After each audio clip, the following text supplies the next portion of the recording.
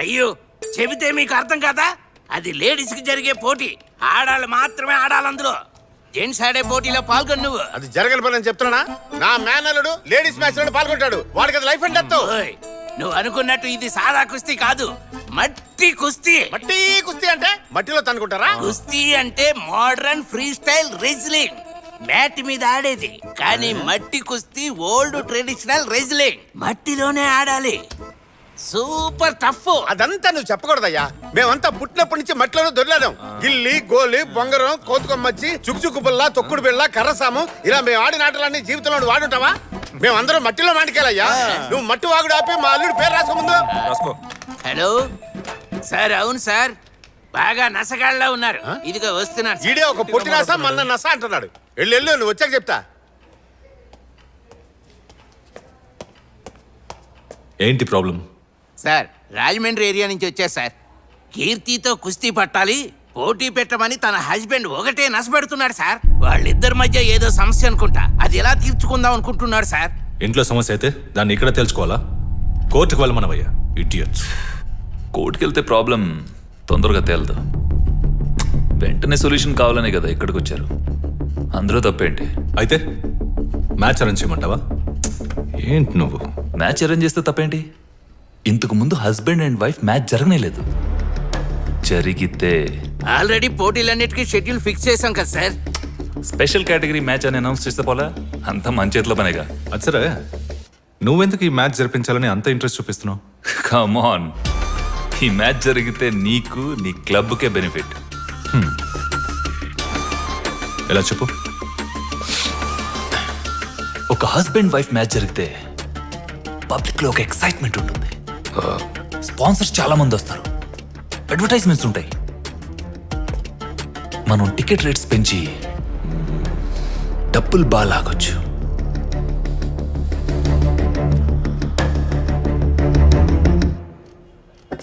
ఎండితో మాట్లాడానయ్యా. AP నుంచి వచ్చిన మీ ఉత్సాహాన్ని మెచ్చుకొని ఎండి పోటీకి ఓకే అనేశారు. పోటీలో ఈయన పాల్గొనబోయేది. ఈయనే పేరు వీర. వీర. మీరు ఏపీలో రెజ్లింగ్ ఛాంపియనా? ఇక మీదే నేర్చుకోవాలి. మొదలెడదాం. అన్నయ్య కావాలనే ఇందులో పోటీ పడుతున్నాడు. ఏం తెలుసు వాడికి అసలు కుస్తీ గురించి? 20 ఏళ్లగా కుస్తీ పడుతున్నా, నాకే ఇంకా కుస్తీ సరిగ్గా రాదు. ఎందుకలా డౌట్ గా చూస్తున్నావు? ఇదంతా రత్నంగాడి నాటకాలు అన్నయ్య. వాడి కోసమైనా మన అమ్మాయి పోటీలో పాల్గొని అల్లుడు గారిని ఎగేసి దిగేసి కొట్టాలి. బావుందయ్యా నువ్వు చెప్పేది. ఊరందరి ముందు దీని మొగుడిని ఇది కొడితే రేపు మళ్ళీ ఇద్దరు కలిసి ఎలా కాపురం చేస్తారు? కీర్తి, ఈ పోటీలో పాల్గొనడం లేదని చెప్పేసిరా. మనకి కుస్తీ వద్దు, ఏమొద్దు. Sir post.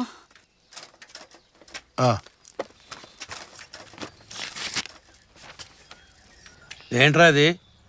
పొగరు కాకపోతే ఎంత పని చేశారో చూడు. డైవర్స్ నోటీస్ పంపించారు వాళ్ళు. ఆవేశపడద్దు అన్నారు. ఇప్పుడు కూడా ఆవేశపడకపోతే ఎలా? విడగొట్టేద్దామనే. వీళ్ళంతా చూడాలన్నయ్య.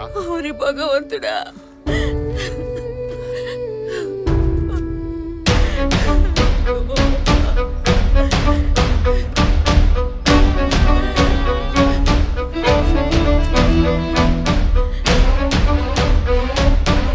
ఈ పోటీలో నేను ఖచ్చితంగా పాల్గొంటాను.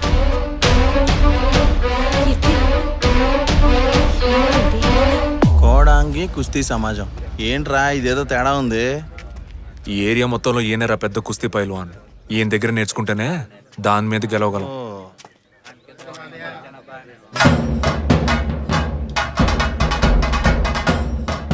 ఆయనరా కోచు. కోడాంగి ఈయనే అనుకుంటా, పేరు తగ్గట్టున్నాడు.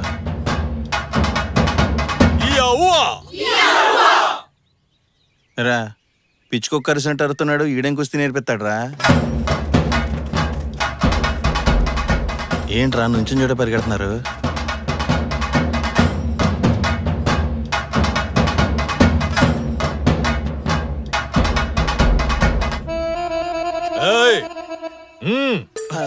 పదరా, ఖర్చేసేలా ఉన్నాడు.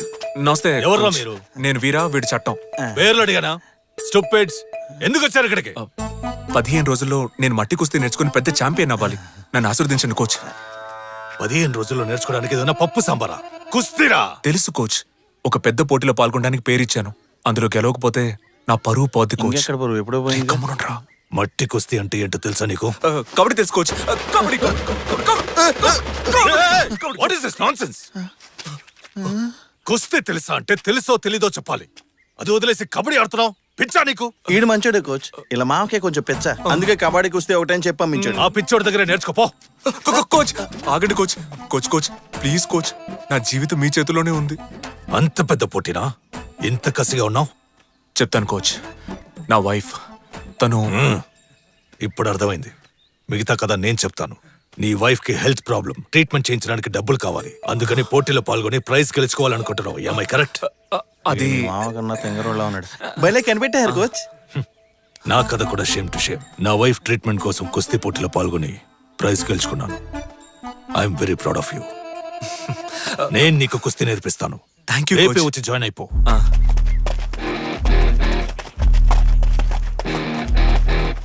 నువ్వు పోటీ పడేది నీ పెళ్ళంతో అన్న విషయం ఇది తెలిస్తే నిన్ను శతక్కొట్టి చెవులు మూయిస్తాడు.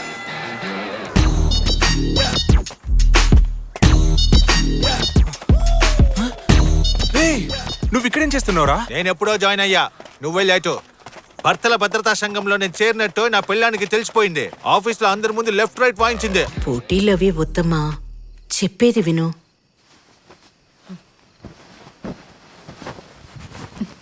నీ ఇష్టం వచ్చినట్టేడు, నా మాట ఎప్పుడు విన్నావని. అయినా ఆడపిల్లకి ఇంత అహంకారం ఉండకూడదు. అందరూ అక్కడ ప్రాక్టీస్ చేస్తుంటే నువ్వు ఎక్కడే పెక్తున్నావు? లేదురా, మ్యాచ్లో నేను ఓడిపోతానేమో అని భయంగా ఉంది. ఫీల్ అవ్వకు, నువ్వు ఖచ్చితంగా గెలుస్తావు. ఎలా చెప్తున్నావు? షార్పట చూస్తావా? చూశాను. అందులో రంగయ్య ఎవరి దగ్గర ట్రైనింగ్ తీసుకున్న ఎవరు గెలవాలా? చివరికి దిక్కులు చూసిన సమరానే గెలిచాడు. వెంకటేష్ గురు సినిమాలో చిన్నప్పటి నుంచే ట్రైనింగ్ తీసుకున్న వాళ్ళ అక్కని దాటి టీవీలో మ్యాచ్లను చూసి దాని చెల్లె గెలిచింది. ఇంకోటి చెప్పనా, తమ్ముడులో బాక్సింగే జీవితం అనుకున్న అన్న క్యారెక్టర్ కన్నా చివరి దాకా దిక్కులు చూసిన మన పవర్ స్టారే కప్పు కొడతాడు. దీనిలో నీతేంటి? మ్యాచ్ లో గెలవడానికి దిక్కులు చూస్తే చాలు. నువ్వు బాగా దిక్కులు చూస్తున్నావుగా.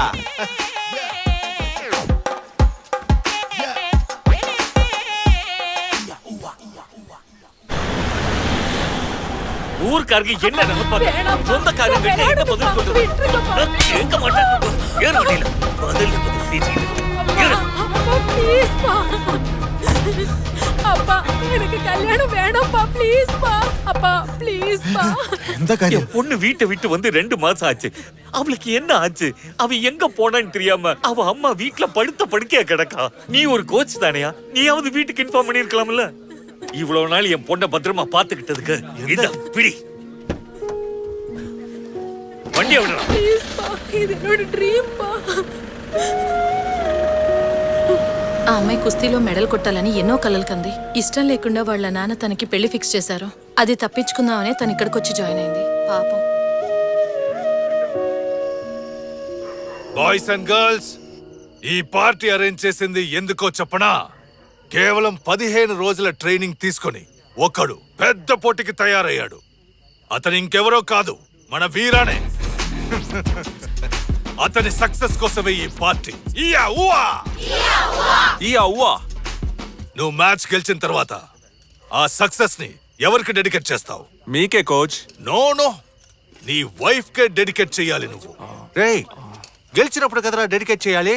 ఓడిపోయే మ్యాచ్ కి ఎందుకు గోలా? రేయ్, ఎక్కడికి? మెక్కడానికే. వస్తావా? కోచ్, వైఫ్ అండ్ వైఫ్ గురించే మాట్లాడుతున్నారు. మీ వైఫ్ చనిపోయి చాలా కాలం అయింది, ఇంకా ఆవిడ గురించే తలుచుకుంటున్నారా? రోజులు గడిచే కొద్దీ తన జ్ఞాపకాలతోనే బతుకుతున్నాను. తాగుతూ మృగంలా తిరుగుతున్న నన్ను మనిషిలా మార్చింది తనే. తన నాన్నకి నన్ను పరిచయం చేసి కుస్తీ నేర్పించమంది. ఒకరోజు పెళ్లి కూడా చేసుకుంది. అంతా తన ఇష్టమే. పిల్లలు లేకుండా కూడా ఉండొచ్చు, కానీ వయసు అయిపోయాక భార్య లేకుండా ఒంటరిగా బతకలేం. మీ మధ్య అసలు గొడవలు రాలేదా? నేను నీకు అక్కర్లేదు, నువ్వు నాకు అక్కర్లేదు అనుకున్న వాళ్ళ మధ్య అస్సలు గొడవలు రావు. నేను నీకు ఎంత ముఖ్యమో, నువ్వు నాకు ఎంత ముఖ్యమో అనుకునే వాళ్ళ మధ్య గొడవలు వస్తాయి. దాన్నే మొగుడు పిల్లల గొడవ అంటారు. మేము గొడవ పడని రోజంటూ ఉండదు. తిట్టుకుంటాం, కొట్టుకుంటాం. నీ పెళ్ళాం మెడలో తాళి కట్టిన క్షణం నుంచి నీ కుటుంబం అనే సామ్రాజ్యానికి తన మకుటంలోని మహారాణి అవుతుంది. తన మాటే శాసనం. దానికి అనుకూలంగా నడుచుకోవడమే మొగుడు పని. ఈ రహస్యాన్ని అర్థం చేసుకుంటే కుటుంబంలో ఏ సమస్య రాదు. మీరొకరు కోచ్. చాలా ఇళ్లలో పెళ్ళాం చెప్పిన దానికి మొగుడు తలాడించినా గొడవలు వస్తానే ఉన్నాయి. ఒకళ్ళనొకళ్ళు అర్థం చేసుకునే ప్రయత్నంలో పెళ్ళైన మొదటి 10-15 సంవత్సరాలు ఇలాంటి చిన్న చిన్న గొడవలు ఉంటాయి. 15 సంవత్సరాలా? ఆ తర్వాత సర్దుకుపోతాయా? వెంటనే సర్దుకోవు. అప్పుడప్పుడు ఇంటికి వచ్చిపోయే చుట్టాల్లాగా అప్పుడప్పుడు ఇంకో 7-8 సంవత్సరాలకి గిల్లి కచ్చాలుంటాయి. అప్పుడైనా సర్దుకుపోతాయా లేదా? ఆ తర్వాత ఇద్దరికి వయసు 50-60 పైబడుతుంది. గొడవ పడ్డానికి ఇద్దరి ఒంట్లో శక్తి ఉండదబ్బాయి. ఆ క్షణం నుంచి మొదలవుతుంది ప్రశాంతమైన జీవితం.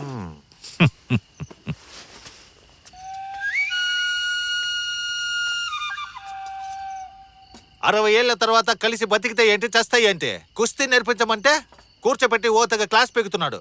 సిగ్గు లేకుండా నువ్వు వింటున్నావు.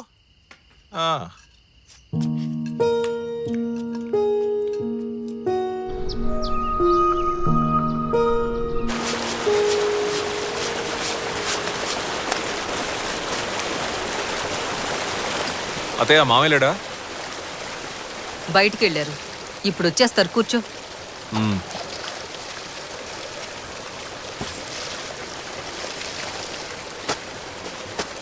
పోటీ రేపేనా వీరా?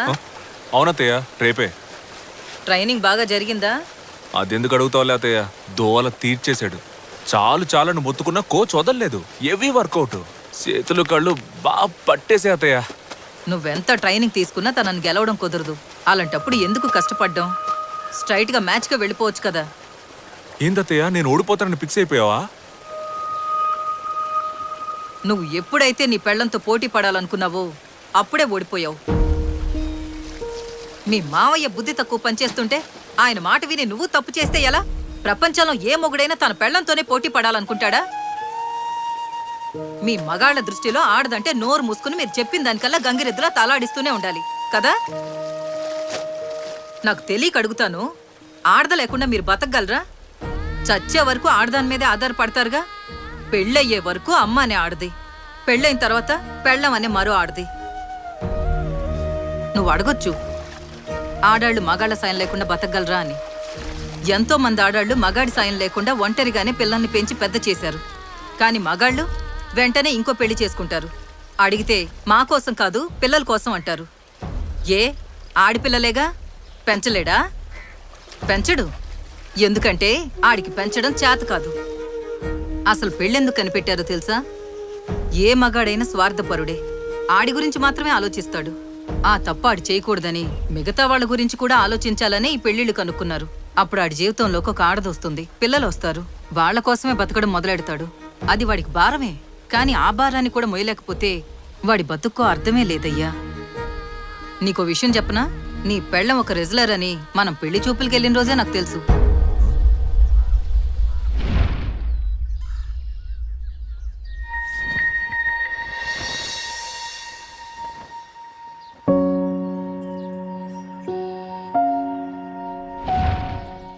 ఈ విషయం ఆ రోజే నాకెందుకు చెప్పలా?